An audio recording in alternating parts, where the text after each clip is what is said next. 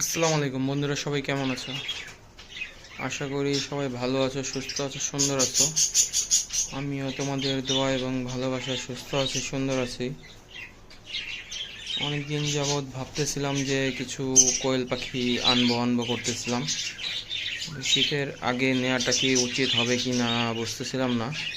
তারপরেও যেহেতু শখ হয়েছে, তোমরাও অনেকে বলছো যে ভাইয়া নিয়ে আসেন অল্প কিছু নিয়ে আসেন, তাই ভাবলাম অল্প কিছু নিয়ে আসি।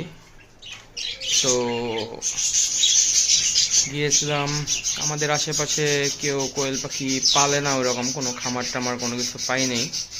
তো খামার থেকে নিয়ে আসতে পারলে ভালো হইতো, কিন্তু যেহেতু আমার আশেপাশে খামার নাই, তো আমার লোকাল যে বাজার আছে, মার্কেট আছে, সেখান থেকে কালেক্ট করতে হবে। এখান থেকে কালেক্ট করলে সমস্যা একটাই, তারা অ্যাকুরেট বয়সটা বলে না। তারা দেখা যায় 10 দিন 15 দিনের বাচ্চাকে বলে দেয় 30 দিনের বাচ্চা, 20 দিনের বাচ্চা, এরকম বলে দেয়।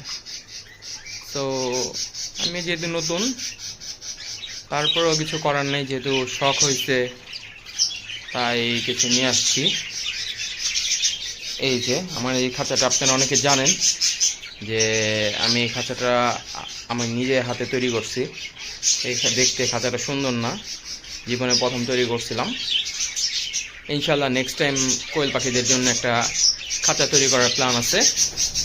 নেক্সট হয়তো আপনাদের দোয়ায় একটা কোয়েল পাখির প্রজেক্ট হাত দিতেছি। তো তার জন্য কিছু সরঞ্জাম আমার দরকার, সেগুলো আস্তে আস্তে সংগ্রহ করতেছি, করে তারপরে কোয়েল পাখির জন্য একটা পারফেক্ট খাঁচা বানানোর চেষ্টা করব, যেটা দেখতে আশা করি যেটা তৈরি করছি তার থেকে সুন্দর হবে। বাকিটা উপরওয়ালার ইচ্ছা। এই যে বহু প্রতীক্ষিত সেই কোয়েল পাখি আমার নিয়ে আসছি, অল্প কিছু। এখানে ঠান্ডার পরিমাণটা একটু বেশি, এখন তাপমাত্রা চলতেছে এখানকার, আমি দেখাতে চেষ্টা করে দেখি, জানি না ক্যামেরায় দেখা যাচ্ছে কিনা, 27.9 ডিগ্রি চলতেছে ওদের রুমের ভিতরে। আমি একটা থার্মোমিটার এখানে লাগাই দিছি টেম্পারেচার দেখার জন্য, যাতে ওদের তাপমাত্রা আমি দেখতে পারি। সো এই হলো আমার কিছু কোয়েল পাখি। তো আশা করি কোয়েল পাখি সেক্টরে আমি নতুন, এই প্রথম আমি কোয়েল পাখি কিছু নিয়ে আসলাম। সো এটাকে আমি শিখতেছি।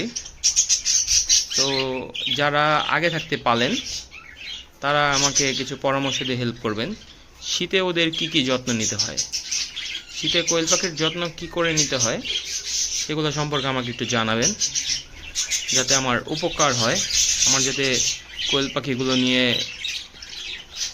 কোনো রকম সমস্যায় পড়তে না হয়। কোনো সমস্যা হলে আপনারা একটু হেল্প করবেন আশা করি, যারা আমার ভিউয়ার্সরা আছেন। তো কোয়েল পাখির রোগবালাই সম্বন্ধে কী অবস্থা, কোন পদক্ষেপ নিতে হবে, কোন সময় কি দিতে হবে, সেটা আশা করি আপনারা আমাকে জানাবেন। তো আজকের ভিডিওটা আর বেশি বড় করব না, সবাই ওদের জন্য দোয়া করবেন, সবাই সুস্থ থাকবেন, সুন্দর থাকবেন। আমার জন্য, আমার কোয়েল পাখিদের জন্য দোয়া করবেন। আল্লাহ হাফেজ।